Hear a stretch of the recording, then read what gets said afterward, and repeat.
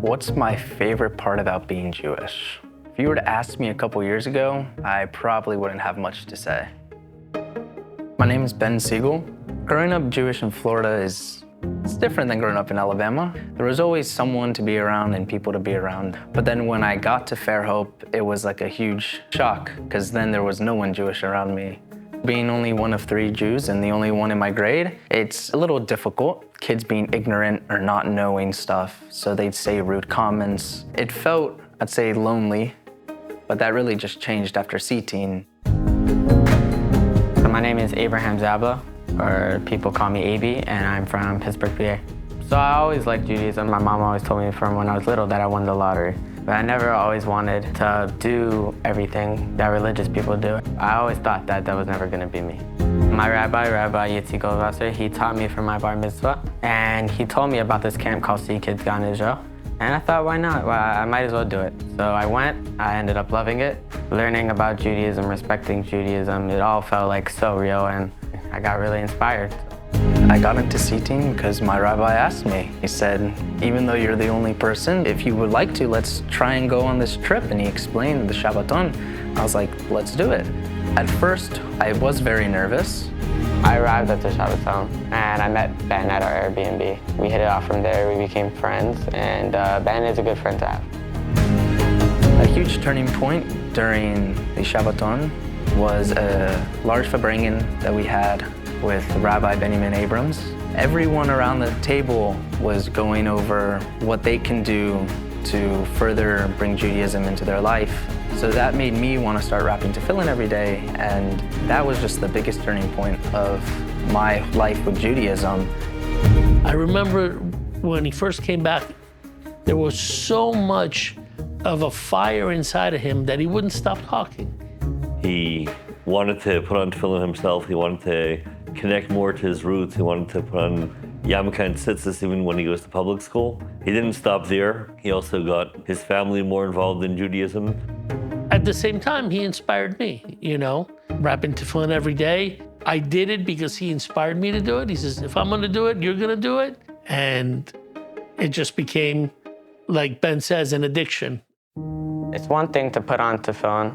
It's another thing to spread the light and put it on other people and help other people. So one day after school, I went to one of my friends. I asked him if he would like to go to our local supermarket called Giant Eagle and wrap tefillin on people there. Man sagt, wilde Sachen, wilde Aufführungen, was du kommst vor in der wenigste Welt, was du gar keinmal nicht gewähnt hast, wo das kommt sich mit der Finsterkeit, mit Lichtigkeit, was sie da in einige Kreisen, wo das macht noch größer Genetikeit, auf Zugeben in Lichtigkeit, in ernste Lichtigkeit, und nur da ich kann zukommen und anzünden eine Lampe oder auf wenigstens ein Licht oder wenigstens ein Lichter.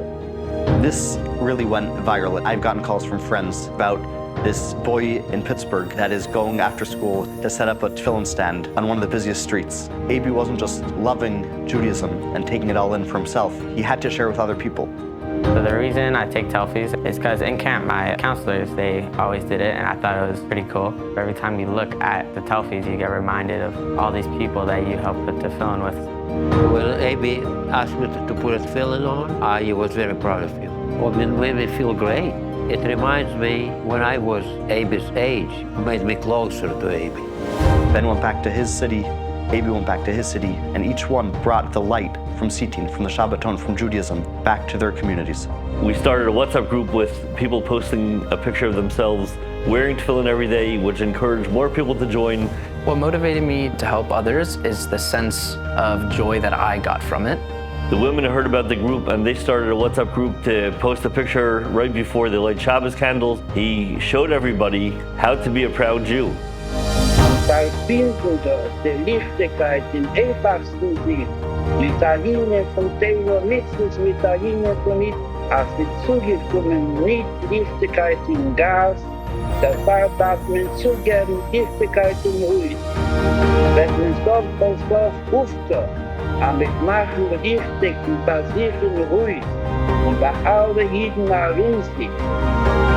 Du wird werden richtig in der ganzen Welt. Wie wann damit machen richtig die letzte Tag Solus und wir bringen den Kiula durch Mashiach und Gott Bekore.